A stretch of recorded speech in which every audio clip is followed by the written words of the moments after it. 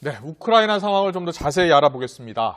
자신들이 점령한 기간 동안 민간인 피해는 한 명도 없었다면서 이 부차라는 작은 도시의 집단 학살을 부인했었죠. 이 러시아의 주장이 위성 사진을 통해서 거짓으로 밝혀졌습니다.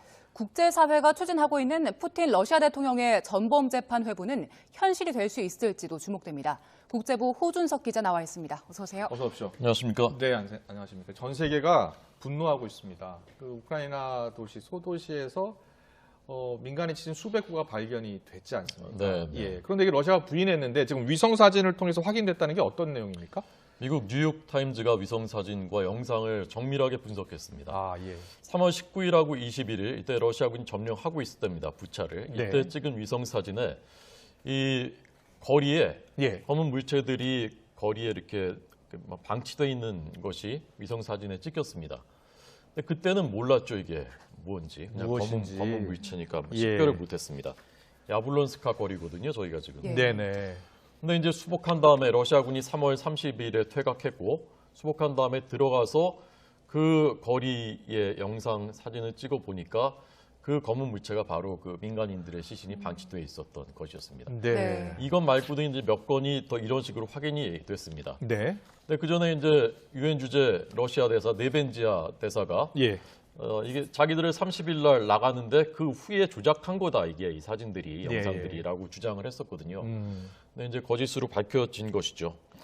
러시아가 사실 이번에 우크라이나 공격할 계획이 없다. 그다음에 들어간 다음에는 민간인 공격 안 한다. 그다음에 마리우폴 병원 폭격한 건 우크라이나 자작극이다. 우리 집속탄 안 썼다. 계속해서 거짓말을 해왔습니다. 그러니까요. 또 과거에 전력이 있습니다.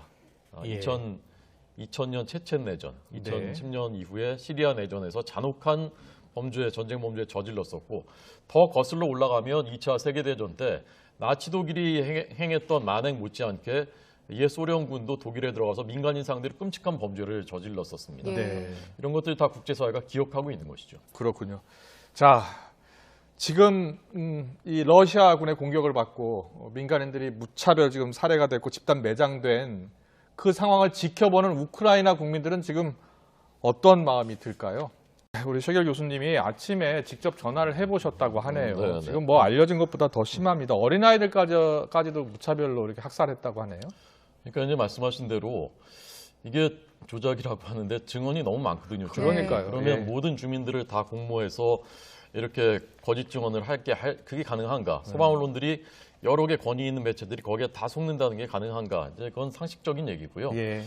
조금 전 말씀하신 대로 이 지역이 중요합니다. 러시아군이 들어가자마자 호스토멜 공항이 있는 곳이거든요. 예. 여기 장악하고 바로 붙어 있는 데가 부차 장악하고 그다음에 이르핀. 여기가 이제 바로 키우 바로 앞입니다. 네. 그쪽 들어간 거거든요. 예. 그래서 여기를 워낙 오랫동안 한 달 가까이 점령하고 있으니까 이제 이런 반응이 벌어졌는데 지도에서 보시면 이제 네, 여기거든요. 지금 브로발이라는 데는 이제 동쪽입니다. 키우에서 네, 네. 동쪽인데 저기서는 러시아군이 이제 성폭행했다. 남편을 사살하고 아내를 성폭행했다는 그런 증언이 있었죠. 예. 좀 전 보십시오. 여기 저 체르니 히우 그다음에 그 옆에 이제 수미 이 북부도 다 점령했었던 데거든요. 네. 러시아가. 그다음에 지금 남부 쪽은 점령한 도시가 많습니다. 네. 그렇다면은 이곳에서는 그런 일이 없었을까 하는 예. 이제 합리적인 의심을 하게 되는 것이죠. 네. 상황이 이렇다 보니까 지금 미국 바이든 대통령은 푸틴 대통령을 전범 재판에 회부할 것이다라고 했는데 근데 그 제노사이드에는 선을 긋고 전범 재판으로 얘기를 했네요. 제노사이드라는 것은 이제 규정이 네. 그 나토 국가 정상 중에도 제노사이드라고 규정한 곳이 있고 스웨덴 보통은 우리가 집단 학살이라고 하면 홀로코스트 같이 몇백만 명 또는 뭐 수단 다르푸르처럼 몇십만 명 이런 것들을 제노사이드라고 해왔기 때문에 이게 정의에는 부합합니다. 지금 제노사이드 조약의 정의에는 부합하는데 과거 사례들보다는 피해 규모가 적기 때문에 이 부분은 이제 논쟁이 있을 수 있고, 그렇죠. 이제 유엔이 조사해서 이제 규정을 할 더 것이고요. 조사를 해봐야 될 것 같습니다. 어쨌건 이제 전쟁 범죄라는 것은 분명한 사실이고, 그래서 이제 푸틴 대통령을 그러면 국제형사재판소에 아까 최결 교수님도 보내야 된다고 하시는데, 네. 여기가 이제 개인의 범죄를 처벌하는 곳입니다. 국제형사재판소. 그렇군요. 네덜란드 헤이그에 있습니다. 본부가. 그런데 우크라이나는 비회원국이지만 네.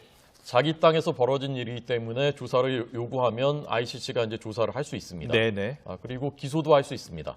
그러나 푸틴 대통령을 기소한다고 해서 끌고 와서 재판정에 세우지 못하죠. 네. 그렇지만 푸틴 대통령이 ICC 다른 회원국을 갈 때는 걱정을 해야 됩니다.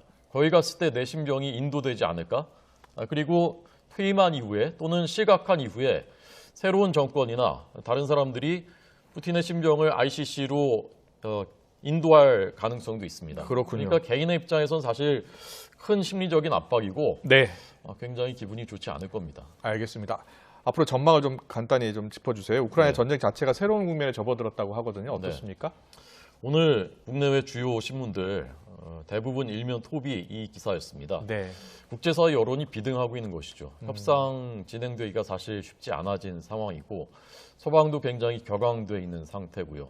러시아가 정말로 종전할 의지가 있는지도 사실은 좀 의문입니다. 네. 아까 교수님이 미콜라이우에서 이제 공격 계속 받고 있다고 네. 본인 네. 그 숙부가 네. 네. 네. 말씀하셨지 않습니까? 미콜라이우는 완전 남쪽이고요.